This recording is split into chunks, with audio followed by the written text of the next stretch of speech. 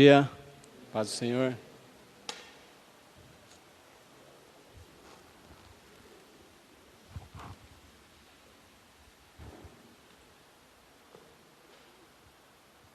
Tem um teólogo chamado A.W. Tozer, você já deve ter ouvido falar. Ele tem uma frase que diz o seguinte: um mundo amedrontado necessita de uma igreja corajosa. Frases de A.W. Tozer. Um mundo amedrontado necessita de uma igreja corajosa. O que acontece, queridos?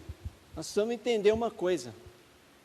Com essa onda do coronavírus, essa coisa toda que está acontecendo, nós somos a igreja do Senhor, nós não somos um povo alienado, nós somos a igreja do Senhor. A Cris já deu as instruções aqui, nós precisamos seguir as instruções, precisamos nos prevenir, mas nós não podemos nos preocupar. Por quê? O que eu tenho entendido e aprendido nesses dias, nessa semana particularmente, que parece que as coisas se intensificaram, né? Acontecendo um monte de coisa. A preocupação, ela não muda uma situação externa. Muda. Você já ficou preocupado com alguma coisa? Mudou? Mas o que acontece? A situação, a preocupação, ela não muda uma situação interna, mas ela gera uma situação interna. Ela não muda uma situação externa, mas ela gera uma preocupação interna. Ela gera uma agitação no nosso interior. Então nós temos, a palavra que nós temos que seguir é prevenção. Nós temos que nos precaver, nos prevenir, mas nunca nos preocupar. Ah, mas nós somos alienados. Não, não somos alienados. As notícias estão aí, querido. Nós estamos nos prevenindo. Nós temos que fazer aquilo que for necessário. Ah, mas e se eu pegar o coronavírus? Se você pegar o coronavírus, querido, Cristo continua sendo saúde para você. Ué? Você se esquece? Há quantos anos nós temos ouvido e aprendido sobre a parábola dos dois fundamentos?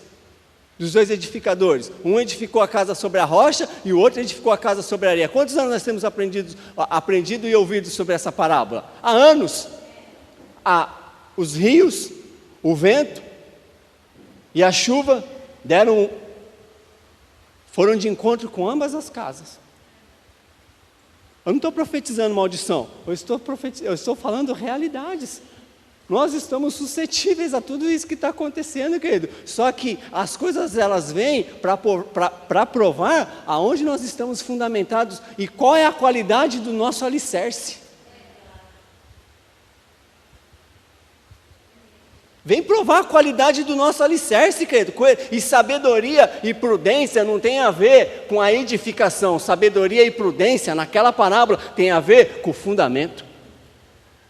O outro foi sábio porque edificou sobre a rocha. Exatamente, a sabedoria tem a ver com o fundamento, não é com a edificação. É aonde porque geograficamente o solo era o mesmo. Na parábola, geograficamente o solo era o mesmo. Por quê? Porque foram acometidos das mesmas tribulações, chuva, vento e os rios. Geograficamente eles edificaram no mesmo solo, porém um cavou mais fundo. Nisso se resume a parábola. Porque muitas vezes, querido, a gente na nossa vida, não estou pregando ainda, muitas vezes na nossa vida, em busca de resultados rápidos, nós economizamos nos processos. A gente quer adquirir um resultado rápido, e aí a gente passa a economizar no processo. Por quê? Eu ouvi um engenheiro falando, um dia um engenheiro que estava ministrando sobre essa parábola, ele falou que no ponto de vista de resultado, no ponto de vista de resultado, o cara, que as escrituras chamam de imprudente, ele alcançou um resultado muito melhor. Por quê? Porque ele foi mais rápido, ele gastou menos recursos, ele teve que empreender menos força, mas o resultado não foi efetivo. Por quê? Porque ele economizou no processo. Então, queridos, nosso fundamento é Cristo. Nós o cantamos aqui, e não há medo, como que é? E não há medo que prevalecerá. O amor venceu. E se o dia mal vier sobre mim?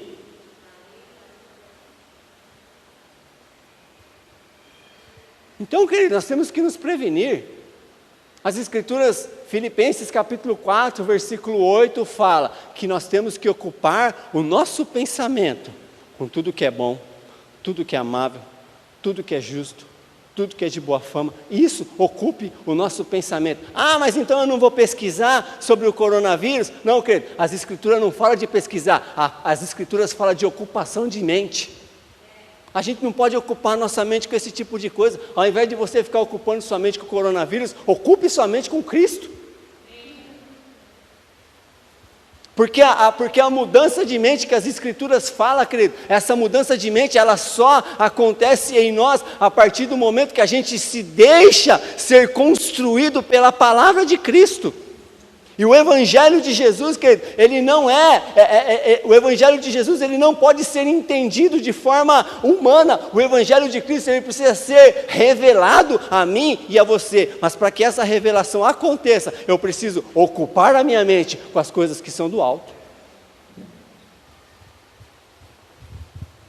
Não me julgue se eu estou certo ou errado, querido, julgue as Escrituras, que está escrito lá. O salmista fala que eu não vou me atemorizar com as más notícias. Ele não fala que as más notícias não vão chegar, ele fala que ele não vai se atemorizar, ou seja, aquelas más notícias, elas não podem mudar as convicções que estão dentro das pessoas. Amém? Goste você ou não, essa é a verdade. Amém? Como disse o Dario, não se enoje de mim, queridos. Eu não sei nem o que significa se enoje. O que é, Cris? Não se aborreça? Que às vezes ele fala, não se enoje. Às vezes nós estamos na reunião, né? Ele fala, não se enojem de mim, queridos. Não se enojem de mim. Eu falo, o que será que é isso? Vou falar também, né? Não se aborreçam comigo, queridos.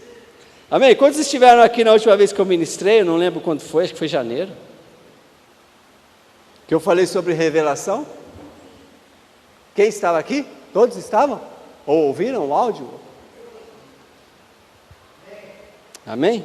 Vamos tentar concluir a ministração nessa manhã. Faltaram 2 pontos: disposição e adequação. Vou fazer um breve resumo aqui. Pretendo não ser demorado. O texto que eu usei foi Lucas capítulo 1, a partir do versículo 26.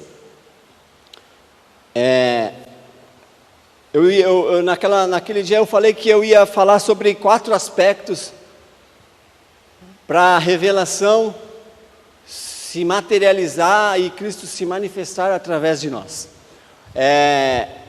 Os propósitos de Deus, que não se estabelecem de forma instantânea, mas Deus usa os processos para quê? Para que a gente seja formado exatamente naquilo que Deus quer. Então Deus usa os processos exatamente para isso. Nós somos ativados por uma palavra de Deus, e através dessa palavra Deus nos introduz num processo, e esse processo vai nos levar à forma que Deus quer. Por isso que Deus usa os processos. Por isso que Deus usa os processos. E quando a gente fala de novo pacto, dessas coisas todas, eu tenho gastado anos, né? Esses anos todos não. Esses últimos anos a gente tem gastado, investido tempo, estudo, para tratar de entender as questões do novo pacto. E para cada circunstância, para cada situação, existe um modelo exato no novo pacto. Por exemplo, no novo pacto a gente não pode amar as pessoas do jeito que a gente quer amar. Existe um modelo no novo pacto. Na antiga aliança, Jesus resumiu a antiga aliança. Amarás o teu próximo como a ti mesmo. Ou melhor, amarás o Senhor teu Deus de todo o teu coração, de todas as tuas forças e de todo o teu entendimento. E amarás o teu próximo como a ti mesmo. Isso não é um resumo da lei? Na antiga aliança. João capítulo 13, Jesus, depois daquele ato de lavar os pés dos discípulos, Jesus estava ensinando uma série de coisas para os discípulos, e chega num momento em João capítulo 13, que Jesus fala assim, ó, um novo mandamento vos dou. Que vocês amem uns aos outros, e se entreguem uns aos outros, assim como eu os amei.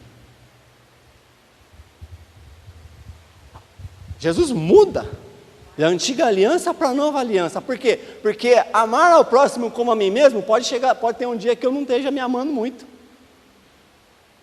Hoje eu não estou gostando muito de mim. Estou meio desanimado comigo mesmo.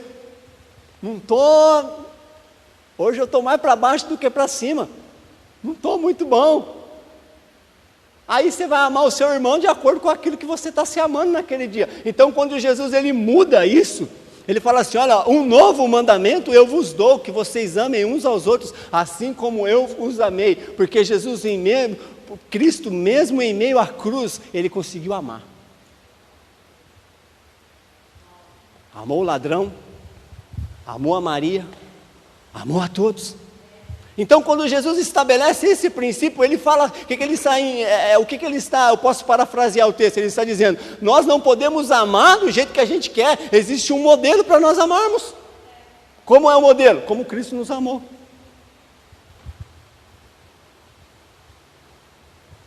Eu vou servir no novo pacto a gente não serve de qualquer jeito, existe um modelo para ser servo no novo pacto. Filipenses capítulo 2 fala que Cristo, não subsistindo a forma, o ser igual a Deus, ele assumiu a forma de servo. E aí você descreve lá, obediência, humildade, esvaziamento. Esse é o modelo de ser servo no novo pacto. Então nós precisamos entender que para todas as situações nós precisamos vasculhar nas Escrituras e nós precisamos ter uma revelação de Deus para nós lidarmos com certas situações na nossa vida. E um dos pontos que eu falei naquele dia foi que Deus ele vem entre nós e ele traz uma revelação de algo. Essa revelação ela vai me colocar num processo de Deus. Ela vai me colocar numa realidade. E eu escrevi aqui, no dia eu falei, estou resumindo, tá querido? Revelação não tem a ver com homens falando comigo, mas tem a ver com aquilo que Deus está falando, me dando direção, propósito e destino.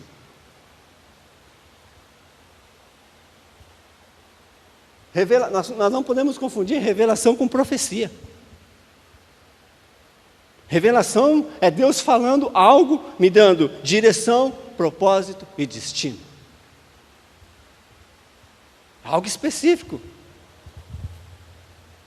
Revelação é a palavra de Deus implantada no meu espírito, me dando condições de seguir no cumprimento do propósito. Quando eu tenho uma revelação de Deus, querido, é Deus me dando condições, é Deus me habilitando a eu chegar e concluir algo que Ele está querendo. Só que para isso Ele me enfia num processo. Por que Ele nos coloca no processo? Porque nós precisamos tomar forma.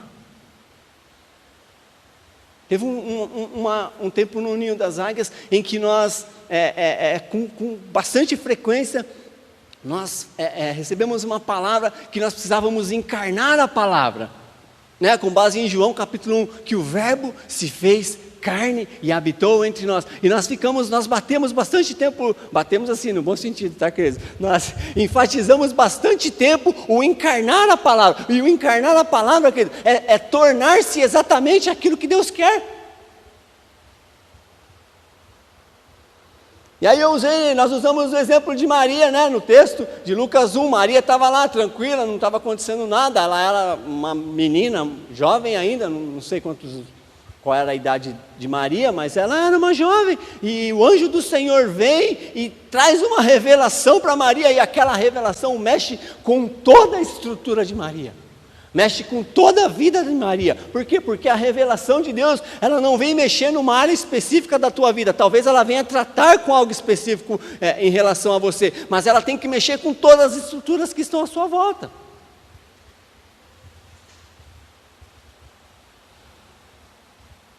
E aí eu trouxe uma das definições de revelação, que no Novo Testamento significa apocalipse, tornar algo exposto, revelar a verdade, coisa que eu não sabia, me é entregue por parte do Espírito, e aquilo começa a fazer parte da minha realidade. A revelação, ela te coloca numa realidade de Deus. E aí eu fui pontuando, toda revelação vai te perturbar, querido. Vai te perturbar. Maria se perturbou com aquilo que Deus havia falado para ela. Por quê? Porque ela era solteira. Ela estava desposada, ela era noiva de José. Né? E por causa da época, da cultura da época, não era normal esse negócio. A Maria apareceu grávida. Quem era o pai? José. Não, José falou, não, eu não tenho nada a ver com isso, eu estou sabendo de nada. Então aquilo provocou, como a gente diz na linguagem pentecostal, um rebuliço. Na vida de Maria, na vida da família da Maria. Por quê? Porque não é na nossa cultura hoje, não é para ser, mas acontece, né? As mulheres solteiras e coisa e tal aparecem grávidas, é uma questão cultural, não vamos entrar nesse detalhe agora, mas na época foi extremamente perturbador para Maria, aquilo perturbou ela, tirou ela de uma zona de conforto, e queridos, é terrível, sabe por quê? Porque a revelação vem e ela muitas vezes mexe em coisas que nós estamos totalmente nos nossos planos, porque Maria já era desposada de José, ela já era noiva, ela já estava com o casamento batendo na porta. Então, o papo de Maria, talvez, né? Era o enxoval, era a casa onde eles iam morar, era outras coisas, e aí o Espírito vem, traz uma revelação para Maria, e até o vocabulário de Maria muda, porque agora ela estava grávida. Toda revelação nos tira da zona de conforto, faz a gente pensar maior. Agora, Maria tem que pensar em casamento, no José e em Jesus. Até então ela só pensava no casamento e em José, porque eles iam viver uma vida a dois. Amplia-se uma mente quando a revelação de Deus vem. Toda a revelação de Deus para o homem muda suas estruturas de raciocínio. A gente, quando recebe uma revelação de Deus, nós passamos a pensar diferente. As estruturas de raciocínio mudam. Nós precisamos começar a pensar de acordo com aquilo que Deus disse para nós. Aí tem um Salmo 119, versículo 130, diz assim: a revelação das tuas palavras esclarece e dá entendimento aos simples. Nesse salmo aqui, queridos, a palavra revelação significa porta aberta. Ou seja, quando nós recebemos uma revelação, nós nos tornamos uma porta aberta para Deus fluir através de nós. Amém? Aí vem o segundo ponto, instrução. Maria recebe uma revelação de Deus e a partir daquele momento, Maria é instruída.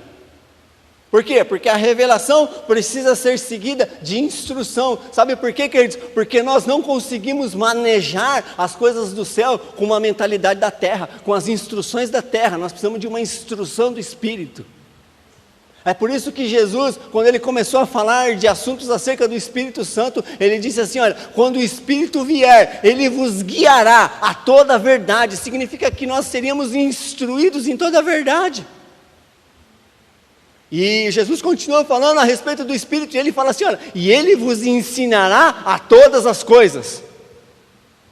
Sabe que Jesus estava dizendo quando que o Espírito ia nos ensinar todas as coisas? Você sabe que Jesus estava dizendo que o Espírito vai nos ensinar todas as coisas.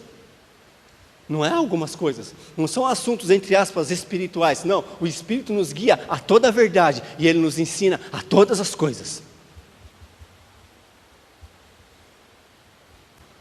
E aí nós fomos para Juízes capítulo 13, versículo 8, que fala que quando Manoá e a mãe de Sansão receberam a notícia, receberam uma revelação a respeito do nascimento do menino, o pai de Sansão, ele pede para que o anjo aparecesse de novo, e o anjo aparece de novo, e o Manoá, né, eu acho que é o nome do pai, e chega para o anjo e fala assim: olha, você falou com a minha mulher que você vai dar um filho, mas tem que ser para nós, né, porque...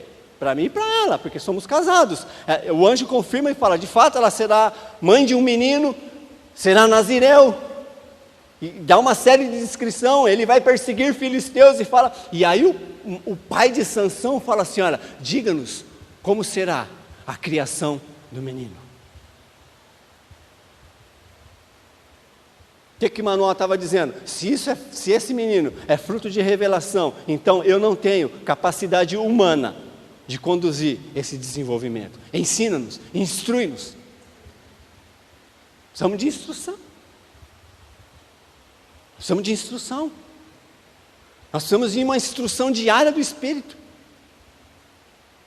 É por isso que eu falei no início, querido, ao invés de nós ficarmos ocupando a nossa mente com coronavírus, com não sei as quantas, com lavar a mão, não estou falando que nós não vamos lavar a mão, estou falando de ocupação de mente. Enquanto nós ficamos perdendo tempo, gastando isso, gastando nossa massa cinzenta, pesquisando na internet sobre o vírus, vamos gastar tempo ocupando a nossa mente com as coisas do alto, recebendo a instrução diária do Espírito.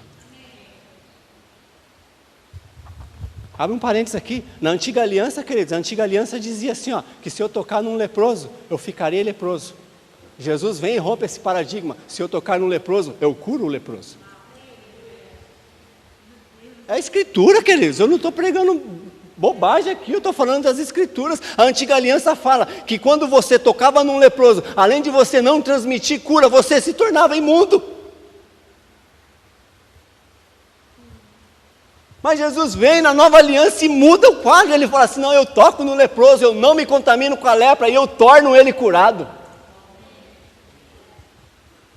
Aí eu falei para a Valéria esses dias que a gente estava comentando sobre o coronavírus, e eu vi um monte de coisa. Eu falei assim: ó, sabe por quê? Por isso que tem irmãos nossos que estão morrendo na África, estão morrendo na China, estão morrendo no Vietnã, porque são lugares onde os vírus se espalham. Por quê? Porque nós os cristãos queremos ficar sentados nos bancos da igreja, ouvindo notícia da internet. Ah, é o coronavírus, ah, é o HN1, ah, é a dengue, ah, é a zika, é a chikungunya, ah, é a Coca-Cola, ah, é a Rede Globo. Ah, me poupe, né, gente?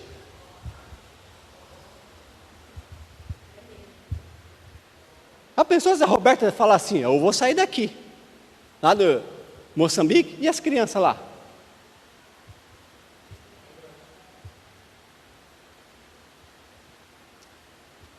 O pastor Antenor, que está lá no Nepal, vou embora daqui, e aí? E o povo que ele está discipulando lá?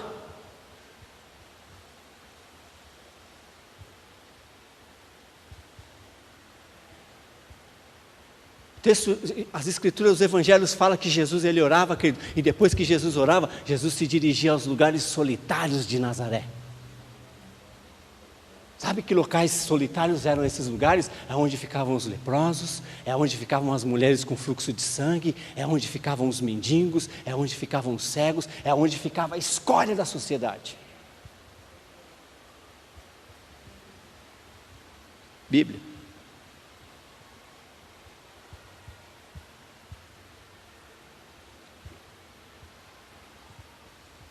Então nós precisamos receber a instrução diária do Espírito. O Espírito nos guia a toda a verdade.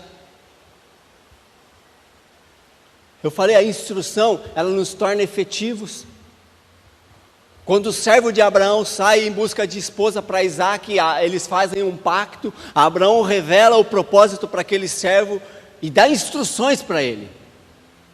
Revela, traz a revelação, Gênesis capítulo 24, versículo 14, dá instrução para eles, fala assim: olha, você vai buscar esposa para meu filho, não pode ser das filhas dos cananeus, dos ferezeus, dos eus, todos. E dá instruções para ele. Né? E aí o servo sai. E as Escrituras dizem que aquele homem faz uma oração E antes dele terminar a oração, ele nem terminou a oração, o texto diz que ele levantou os olhos e viu Rebeca. Por quê? Porque quando nós somos introduzidos numa revelação, nós somos instruídos pelo Espírito, nós nos tornamos efetivos e exatos.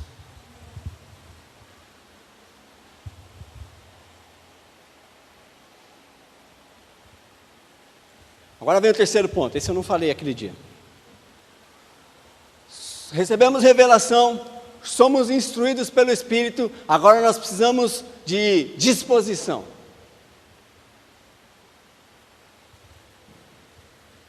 Agora vem a parte que nos cabe, nós precisamos nos dispor.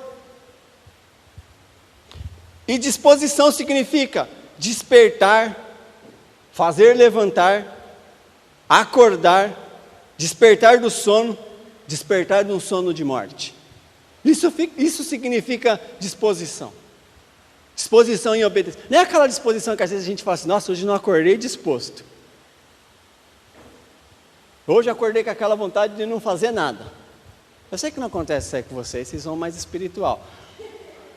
Mas tem gente, né, que acontece. Hoje eu não estou... Não, disposição aqui é uma condição do homem interior. Ó, presta atenção, querido. Abre sua Bíblia, é o mesmo texto, mas Mateus, capítulo 2, o mesmo texto aqui que a gente começou a falar na outra vez. Mateus, capítulo 2.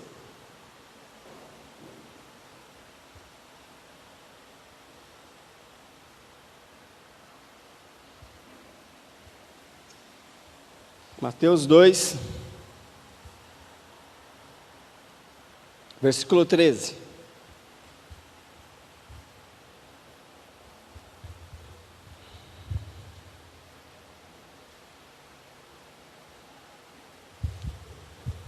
E 14. Tendo eles partido, eis que apareceu um anjo do Senhor a José em sonho e disse: dispõe-te e toma o menino e sua mãe, foge para o Egito e permanece lá até que eu te avise, porque Herodes há de procurar o menino para o matar. Dispondo-se ele, tomou de noite o menino e sua mãe e partiu para o Egito. E lá ficou até a morte de Herodes, para que se cumprisse o que fora dito pelo Senhor por intermédio do profeta: do Egito chamei meu filho. Observe, queridos, para obedecer a palavra precisa de disposição. Você já pensou? Um pai pegar uma mulher que acabara de ter dado à luz, colocar no lombo de um jumento e cruzar uma fronteira?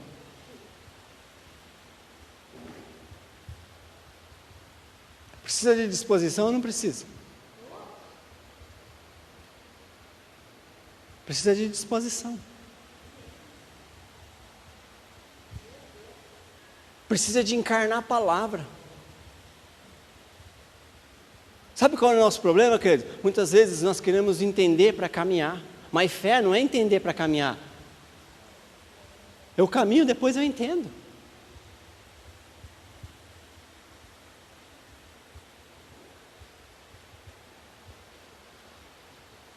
Hebreus fala assim, olha, pela fé entendemos. Primeiro eu creio, depois eu entendo. Muitas vezes nós queremos entender primeiro, para depois a gente caminhar. Muitas vezes nós queremos entender o plano todo de Deus em relação a nós, para que a gente comece a se mover.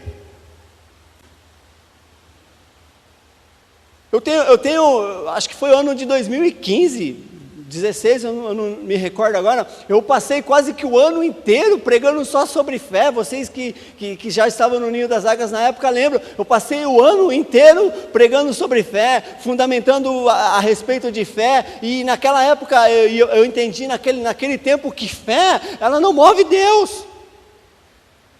Porque Deus não se move, Deus nunca se moveu e nunca vai se mover do lugar onde Ele sempre esteve. A fé, ela não move Deus, mas a fé, ela faz com que eu me mova em direção àquilo que Deus quer.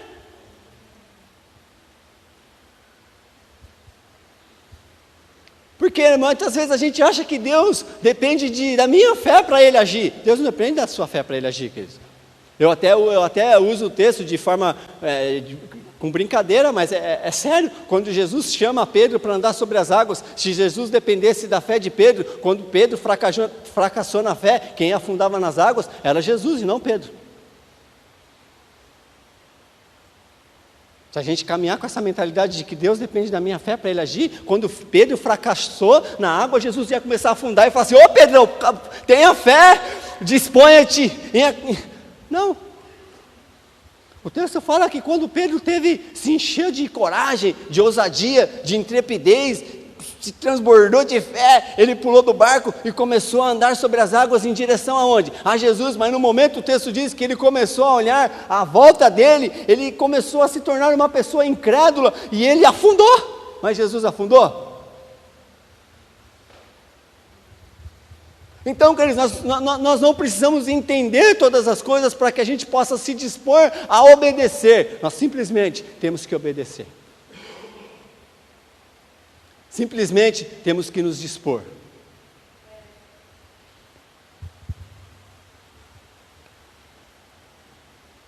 E muitas vezes essa disposição, ela entre aspas, ela nos cansa, sabe por quê? Porque Deus quer, é nessa disposição em que Deus vai aniquilando um Adão de nós.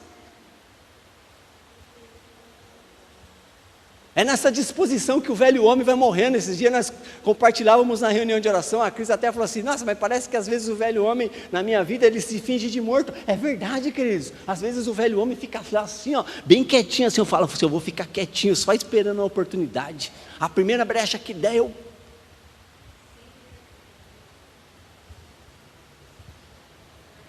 E aí Deus traz uma revelação, Deus começa a nos instruir no processo, e muitas vezes o velho homem, ele se manifesta dizendo assim: olha, não precisa de tanta coisa assim.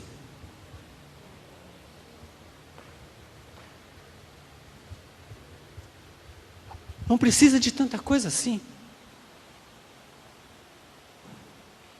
Disposição.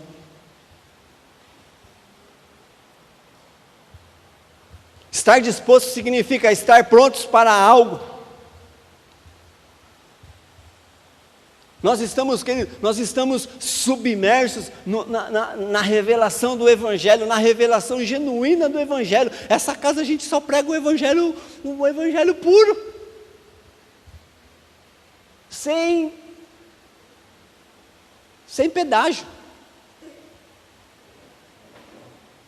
Cristo é o caminho. Né? Luiz Hermínio que fala, né, que Jesus disse assim: olha, eu sou o caminho, mas muitas vezes a igreja se coloca como pedágio e fala: olha, Jesus é o caminho, mas aqui você tem que fazer isso, aqui você tem que fazer aquilo, aqui você tem que fazer aquilo outro para você chegar. Não, queridos, para nós chegarmos à estatura de um varão perfeito, nós precisamos entrar em Cristo e caminhar nele e viver para Ele, e tudo é para Ele. É nos apropriarmos de uma vida que não é nossa. O Dario nos fala, querido, que ao homem não foi dada a capacidade de escolher. Nós não fomos projetados para escolher. A escolha, ouça que eu vou falar para você, pode soar uma heresia. Ouça com ouvidos espirituais. O livre-arbítrio é um engano das trevas. O homem não foi projetado para ter livre-arbítrio. O livre-arbítrio nós adquirimos em Adão.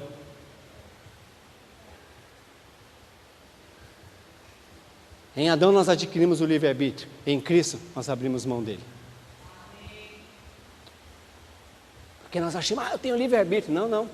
Você não tem livre-arbítrio. Já não vivo eu, mas Cristo vive em mim.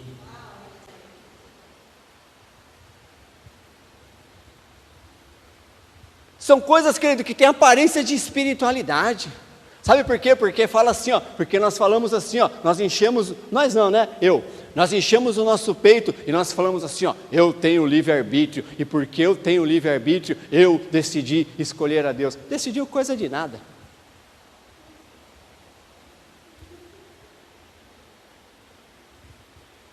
Decidiu coisa de nada.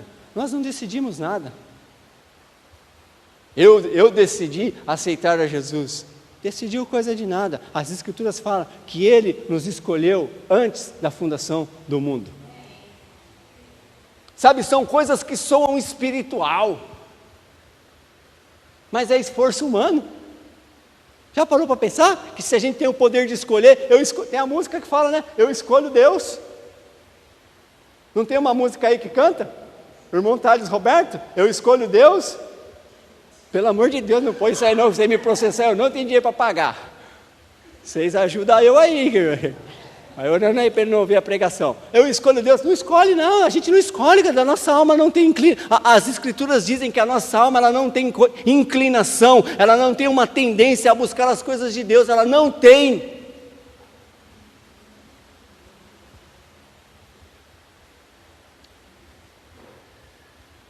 E todo esforço que a gente faça, todo esforço, toda a dedicação que a gente tenha na alma para escolher Deus, a gente não vai escolher Deus.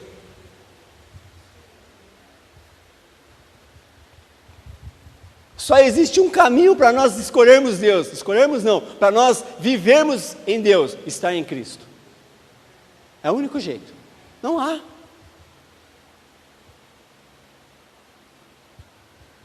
Não há.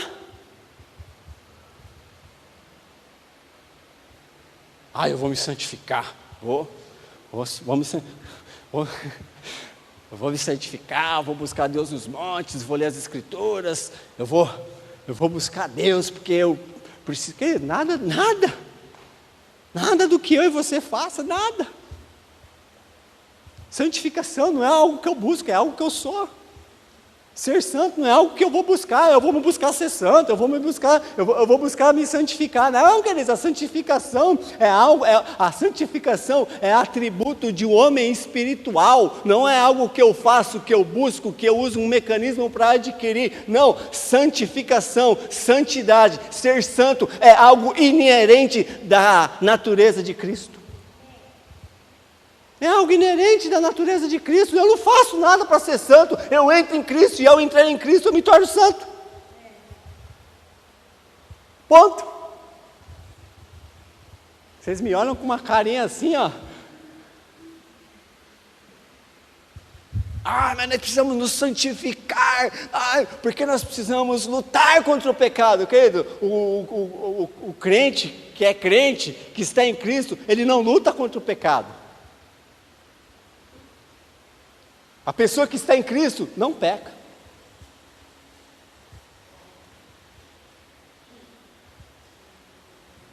Não peca. Então quer dizer que você é o santarrão. A Bíblia me chama de santo. Quando o apóstolo Paulo escrevia uma carta para algumas igrejas, como era a saudação que ele mandava para a igreja? Aos santos que estão em Tessalônica. Aos santos que estão em Corinto, aos santos que estão em Roma, aos santos que estão em Éfeso, aos santos que estão em Filipe, aos santos que estão em Colossos. Por quê? Porque quando eu declaro que o meu irmão, quando eu declaro que o Elvis é um santo, eu estou chamando a natureza dele para fora. Aí a gente quer ficar correndo do pecado, eu vou ficar correndo do pecado, eu vou me santificar,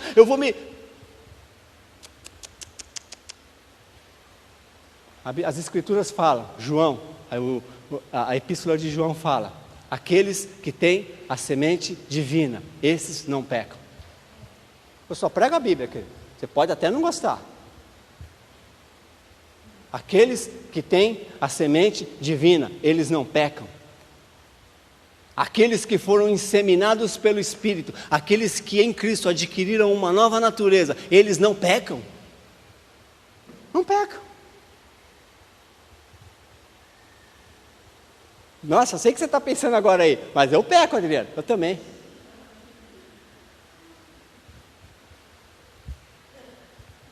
É porque o velho homem se finge de morto.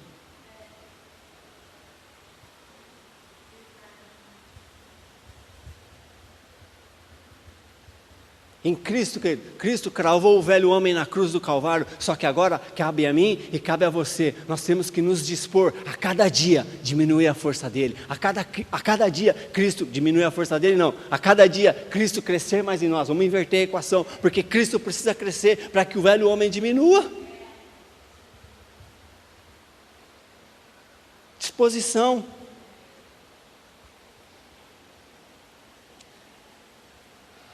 Abra sua Bíblia em Tiago, capítulo 2, versículo 8. Não, Tiago 1.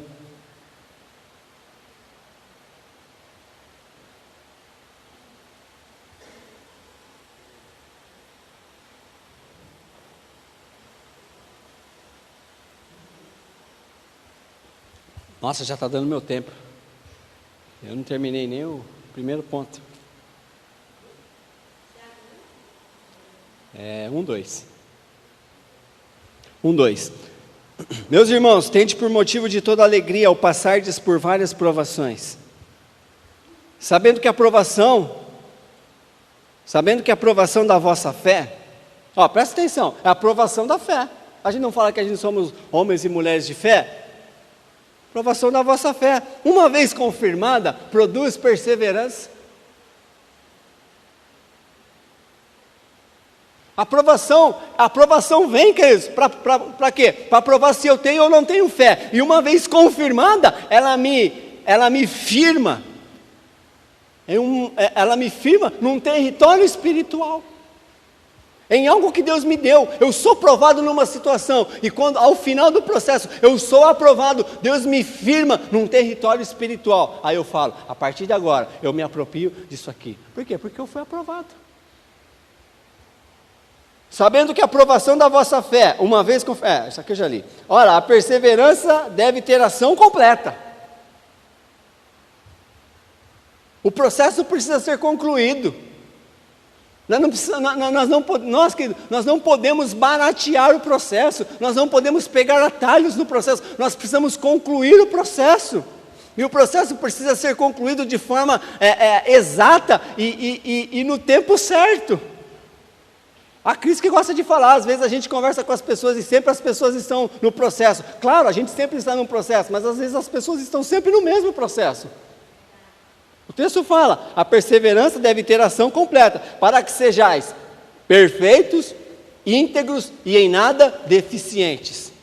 Ou seja, à medida que eu vou avançando no processo, eu vou sendo aperfeiçoado no processo.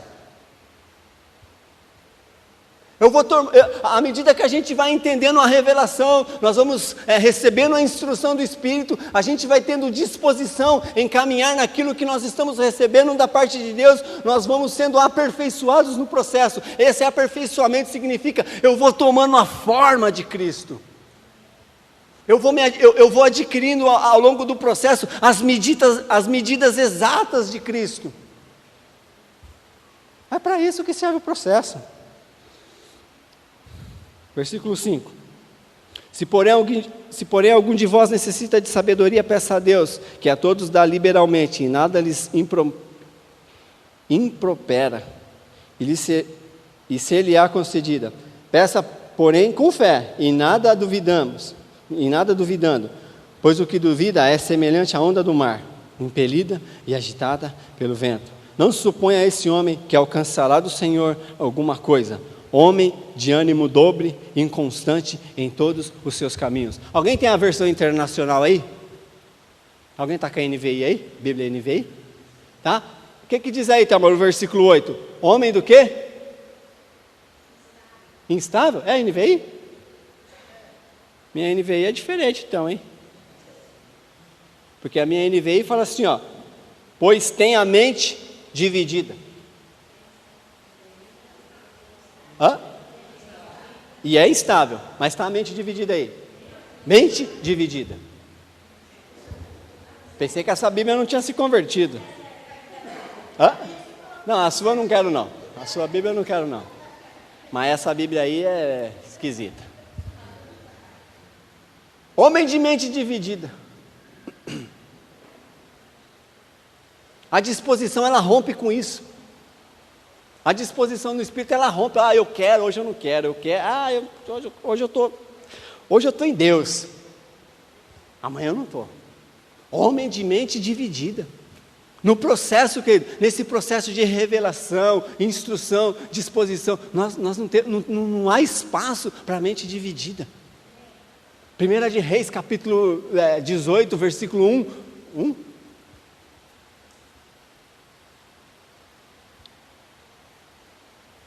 1 Reis 18, 21.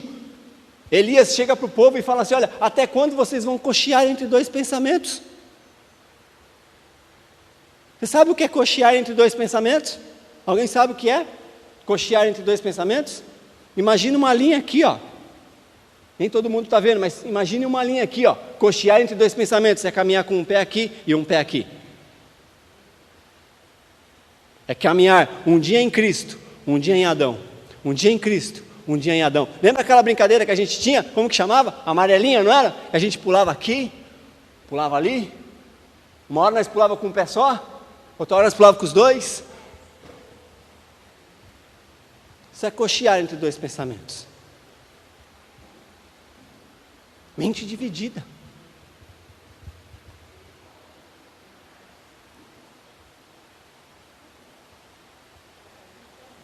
Sabe qual que é o maior problema nosso? Que muitas vezes a gente atribui essa falta de disposição, como que eu posso expressar? Essa falta de disposição natural que a gente tem do ser humano, da carne, do homem. Muitas vezes a gente atribui essa indisposição para o nosso espírito. Hoje eu não acordei disposto a fazer nada na carne.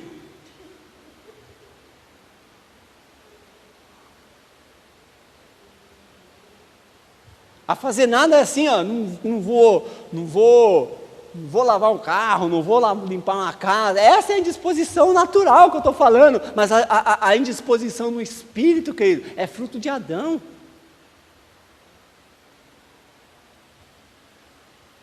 A gente não pode, de forma alguma nós podemos atribuir a nossa falta de disposição no natural, na carne, né? A Aline agora está grávida e em alguns momentos ela não vai ter disposição.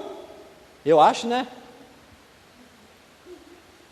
Mas é por causa da mudança de hormônio, por causa de algo no corpo dela que está acontecendo, mas o espírito dela sempre está pronto.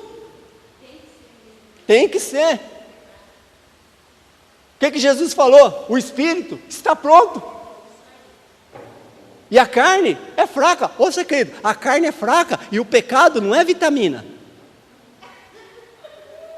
Porque as pessoas falam assim: não, eu pequei porque a carne é fraca. Ah, é?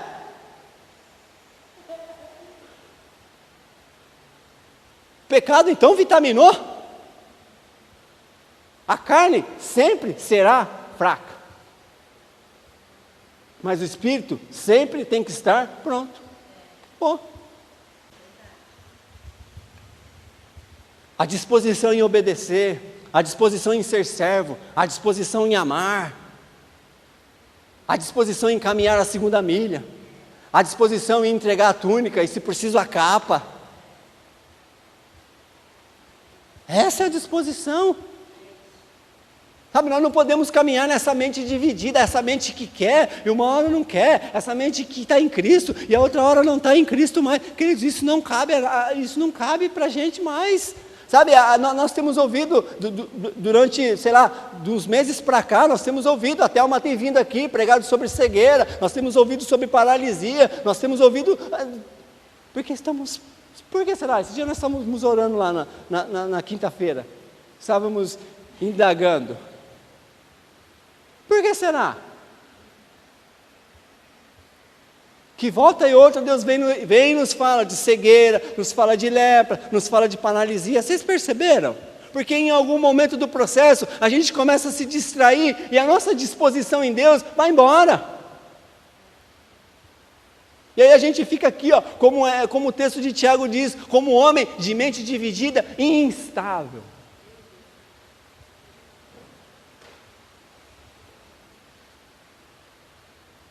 Instável. Alguém abre a Bíblia para mim, as Escrituras para mim, em Salmo 37, 23. Instável. E o Tiago fala que aquele homem, ele é comparado como as ondas do mar. Uma hora ele vai, outra hora ele vem. Uma hora ele vai, outra hora ele vem. Sabe, as pessoas passam a viver uma vida pendular. Uma vez elas estão em Cristo, outra hora elas estão em Adão. Uma hora estão em Cristo, uma hora estão em Adão. Uma hora estão no meio, entre Cristo e Adão. Não. É, aquele barco Viking que faz as pessoas só vomitar. Vive uma vida pendular. Todo mundo sabe o que é pêndulo aqui, né? Para lá, para cá. O que diz Salmo 37 aí? 37, 23. O homem fiel caminha de acordo com o Eterno. Ele é feliz e seu caminho é conhecido pelo Eterno. Se cair, não ficará muito tempo no chão, porque se apoia no braço do Eterno. Amém. Essa versão é boa, mas tem uma que é melhor. Alguém tem uma outra aí? Como é que é? Essa é mais crente.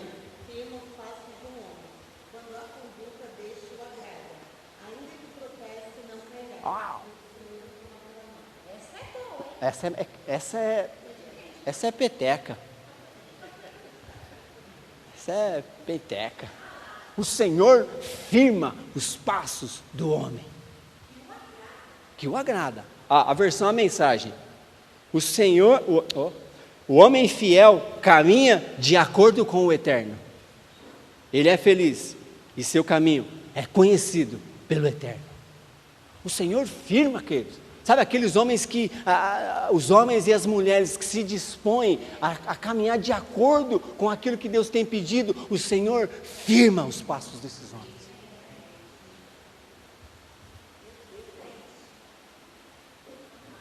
Firma. Ele nos tira dessa instabilidade.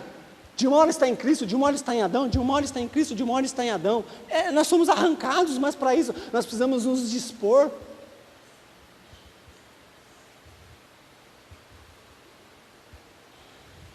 Hoje eu vou terminar. E o último ponto: revelação, instrução, disposição, adequação. É o último. Adequação. Porque a partir daí, querido, nós começamos a nos adequar à vontade de Deus. Nós já cansamos de ouvir aqui nessa casa aqui, o Evangelho nunca vai se adequar às nossas necessidades. Nunca. Nunca. Somos nós que temos que nos adequar à palavra. Somos nós que temos que nos adequar à medida. Somos nós que temos que atingir, que adquirir a estatura, né? Às vezes a gente não faz as marquinhas lá na porta para os nossos filhos lá, coloca eles lá na porta lá, faz uma marquinha, aí passa um tempinho, eles falam, vamos medir de novo. Aí a gente vai lá de novo, mede, fala, você cresceu 1 centímetro, meio centímetro, 1 fio de cabelo. Aí eles ficam todos empolgados, né? Estou grande. Isso é adequar-se. Existe uma medida chamada Cristo. Efésios fala que nós precisamos atingir a medida, a estatura de um varão perfeito. Essa estatura é Cristo. E de tempo em tempo, através dos processos, nós somos levados a nós nos adequarmos a essa medida. E a revelação, uma vez recebida, nós entramos nesse processo de adequação. E a adequação, ouça o que eu vou falar para você. A adequação, ela mexe com toda a nossa vida.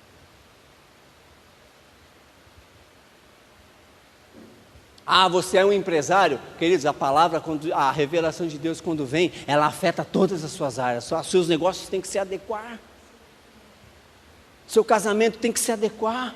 A educação dos filhos tem que se adequar.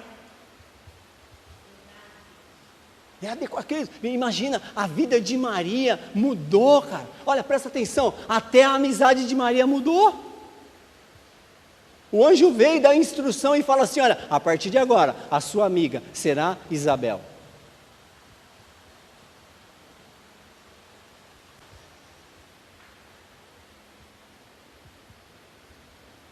Queridos, Maria era uma menina. Isabel já era uma velha senhora. Mas o anjo falou, Maria, a tua amiga nesse período em que você estiver gerando, será Isabel. E eu acho interessante, queridos, que o texto fala que o anjo saiu e Maria se dispôs e foi para a casa de Isabel.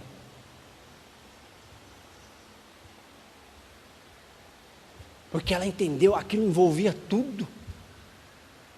Aquilo envolvia tudo, ela começou a se adequar, ela começou a tomar forma. Muitas vezes o que falta para mim, o que falta para você, é nós tomarmos a forma, sabe? Nós temos ouvido, nós temos recebido, mas nós precisamos tomar forma disso daí.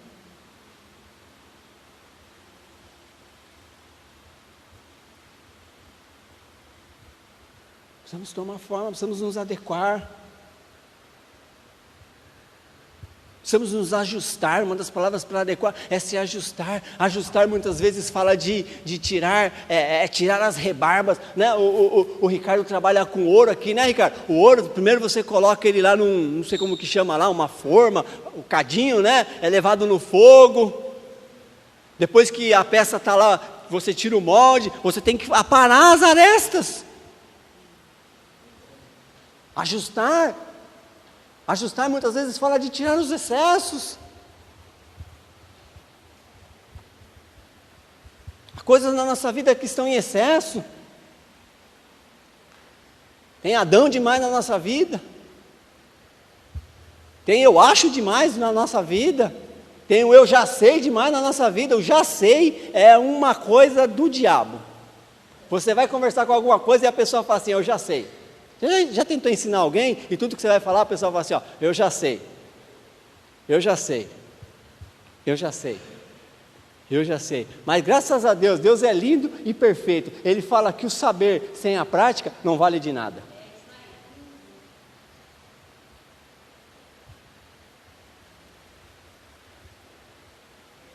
Esses dias eu comentei a reunião de oração está uma benção. Você que não está indo aí, ó, eu vou falar para você, é uma benção, hein? Vocês não vão, quando dá eu vou. Uma das, pô, eu estou lá, não estou de vez em quando, né, Célio, pastor Célio, né? Estou trabalhando, não dá, mas quando eu estou firme lá, graças a Deus, nosso Senhor bom Jesus Cristo, que conserve essa força, né? Meu pai que falava desse jeito. O que eu ia falar? Uma dessas quinta-feiras aí eu comentei com os irmãos Canela lá da reunião de oração, que eu acordei com uma frase, naquela semana, naqueles dias, que ter e não saber é o mesmo que não ter. Ter e não saber é o mesmo que não ter. E um dia eu fiquei encucado com aquela palavra tal. Aí um dia eu fui na casa da minha mãe, e aí até que contei um testemunho lá, né? Minha mãe queria o telefone de uma prima que fazia muito tempo que a gente não via, e eu encontrei essa prima e peguei o telefone dessa minha prima. Estou contando testemunho, estou se convertendo. Aí, então, aí eu levei o telefone para minha mãe, falei assim, olha mãe, aqui o telefone e tal. Aí dei o telefone para minha mãe, e eu já ensinei para minha mãe tem um celular, né, esses modernos igual vocês têm aí, mas ela tem um celularzinho que tem agenda e coisa e tal, né, e eu já ensinei para minha mãe, é aqui que a senhora põe o telefone, o número das pessoas é aqui, mas a minha mãe insiste, né, minha mãe é uma pessoa idosa, tem 70 anos já, mas minha mãe insiste em anotar o telefone na caderneta. É bonitinho, né, mas na hora Deus falou para mim assim, ó, ter e não saber é o mesmo que não ter.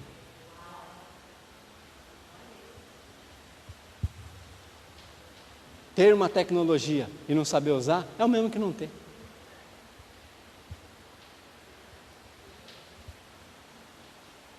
Ter Cristo e não saber que tem, ou não saber usufruir daquilo que Ele fez, é o mesmo que não ter.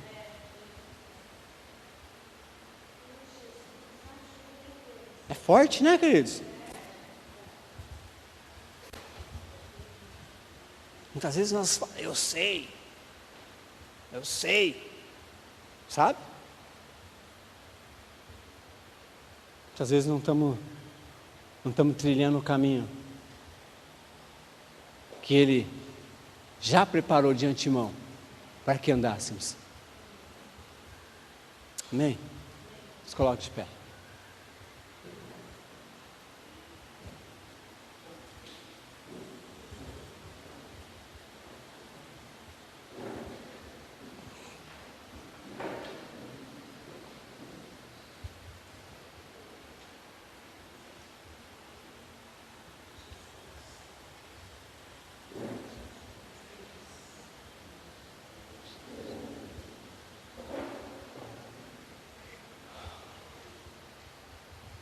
Queridos, Deus é bom, o diabo não presta. Caminhar em Cristo, querido, é caminhar num lugar seguro. Caminhar em Cristo é caminhar num lugar seguro. O processo me protege. O processo nos protege porque à medida que a gente vai avançando no processo, muitas vezes sem entender.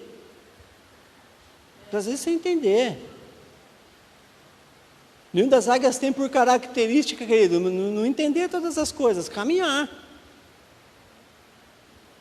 E à medida que a gente vai caminhando, a gente vai entendendo, e às vezes a gente vai entendendo coisas que já aconteceu faz tempo.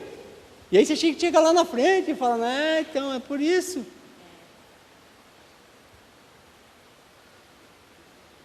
Mas a gente precisa entender que a gente caminha seguro em Cristo. Amém.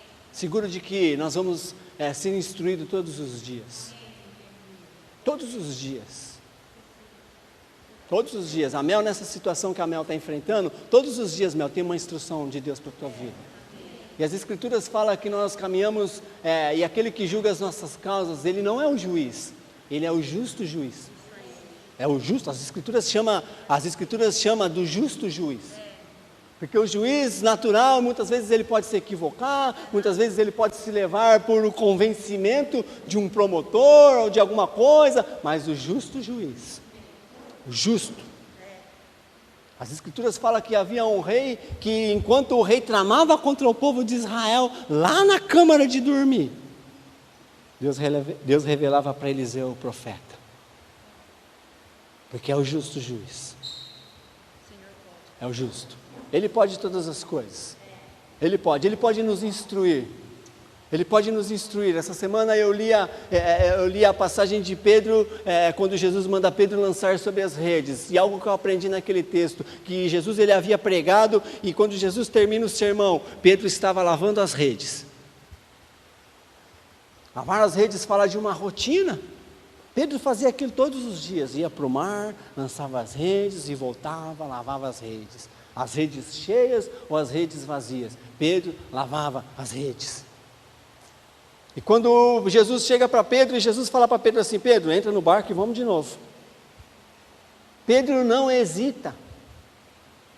Pedro entra no barco com Jesus e vai até águas profundas. O que eu aprendo com isso, querido? Que quando nós estamos em Cristo, nós aprendemos a lidar até com as frustrações da rotina. Aquilo era uma coisa rotineira para o Pedrão, cara. Lavar as redes, ir ao mar e voltar. E Pedro podia falar para Jesus, Jesus, deixa para amanhã. Deixa para amanhã. Sabe, querido, mas nós precisamos entrar nesse ambiente chamado Cristo, um ambiente de revelação, um ambiente de instrução. Nós precisamos nos curvar ao ensino do Espírito. Sabe, é bênção, querido, a gente participar da escola de fundamentos, é bênção a gente participar das reuniões, a gente orar, a gente buscar disciplinar a nossa intensificar, cultivar a nossa vida com Deus, tudo é importante, queridos, mas nada substitui a instrução específica de Deus para as nossas vidas, nada substitui. Nada substitui. Nós, os ministros dessa casa, estamos sendo canal para servir vocês. Eu, a Thelma, Cris, o Rodrigo, o Célio, o Dario, os meninos que ministram adoração. Mas em algum momento a gente não vai estar assim. Em alguns momentos você vai precisar e a gente não vai estar. E você pode se frustrar, porque a gente não está. Você pode se desanimar, porque a gente não vai estar. Mas quando você está em Cristo, e Cristo está em você, Ele nunca, parece ser chavão, né? Não parece ser chavão? Ele nunca vai abandonar.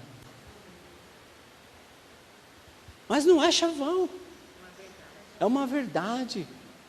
É uma verdade que nesses momentos nesses momentos em que nós somos prensados, apertados, o que precisa sair não é murmuração. Quando nós somos prensados e apertados, o que precisa sair de nós não pode ser a murmuração, não pode ser o desânimo. Não, o que precisa sair de nós é Cristo. É Cristo que precisa sair de nós.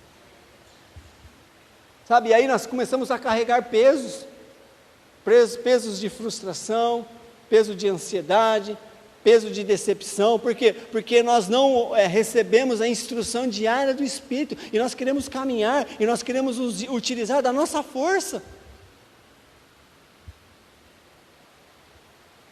Sabe, todas as coisas nas Escrituras, elas têm um sentido, e nós já aprendemos nessa casa, que nós não somos ovelha, nós somos filho, não é verdade?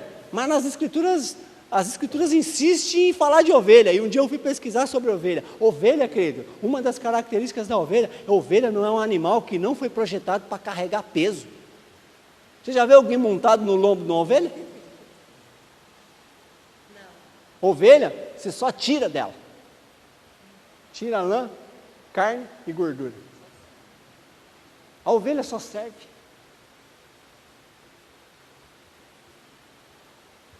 Por isso que Jesus chegou e falou para a gente assim: olha, vamos fazer o seguinte, vou fazer uma proposta para você. Você me dá a sua vida e eu te dou a minha. Sua vida pesada, cheia de fardo, cheia de frustração, cheia de já sei, cheia de achômetro, cheia de indisposição, cheia de desânimo, você me dá ela e eu te dou a minha, leve. Essa é a proposta do Evangelho, uma troca de vida, uma vida carregada de fardo por uma vida leve. Alguém aqui gosta de carregar fardo? Essa é a proposta. Pai, obrigado porque o Senhor tem nos ensinado todos os dias. Eu rogo, Deus, para que essa verdade já caiu, né, Senhor, mas para que ela frutifique em nosso espírito. Que ela frutifique a 30, a 60 e a 100 por 1, como diz as Escrituras, que haja uma proporção máxima no interior de cada um, Deus, para que essa palavra encontre lugar, Deus, encontre lugar. Deus, que o Senhor abra os nossos olhos para que nós enxerguemos a porta aberta, que nós enxerguemos a revelação. O Evangelho não se entende através de uma mente carnal, mas o Evangelho se entende por revelação, Pai. O Evangelho se discerne, melhor dizendo, por revelação, Senhor. Então revela o Teu Evangelho a nós, revela Cristo a nós, Pai, revela Cristo em nós. Deus, ativa, Deus, essa habilidade do homem espiritual em nós, Pai, da disposição, Senhor. Que o Senhor faça que a gente transite, Senhor, de uma mente dividida, Senhor, para caminhar firme, Deus, no caminho que o Senhor já determinou que a gente caminhasse, Senhor. Ajuda, Senhor, ajuda-nos, Pai. Ajuda-nos, Senhor, a nos submetermos, Pai, à adequação, Pai. Precisamos nos adequar à Tua palavra, Senhor. Precisamos nos adequar às Tuas medidas, Espírito Santo. Ajuda-nos. Em nome de Jesus. Amém.